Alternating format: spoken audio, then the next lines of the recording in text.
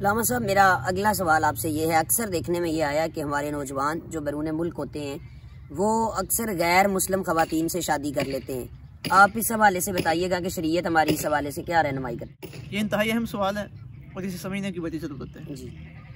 गैर मुस्लिमों की बुनियादी तौर पर दो किस्में हैं जी।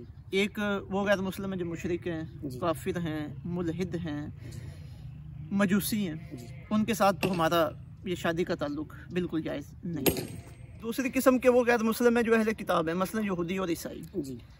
उनके साथ शादी ब्याह का मामला करने की इस्लाम ने इजाज़त तो दी है, लेकिन ये उनमें से ऐसे अहले किताब के साथ है जो अपने नबियों को मानते हैं, अपनी किताबों को मानते हैं, किसी शिरकी या अकीदे में मुब्तला नहीं है।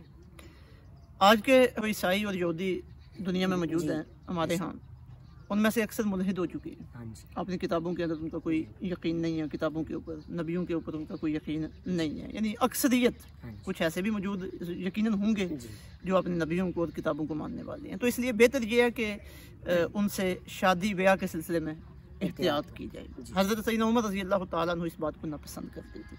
उसकी वजह यह थी कि आपने अपने आंखों से देखा था कि जब ईसाइयों के साथ, यहूदियों के साथ मुसलमानों की शादियाँ हो रही थी तो उन ख़वातीन के असरात आगे मुसलमानों की औलादों के ऊपर आ रही थी। अब घर में जो औलाद की तालीम और तरबियत है उसमें माँ का बुनियादी किरदार है, तो अगर माँ उस अकीदे की है तो फिर असर तो आएगा।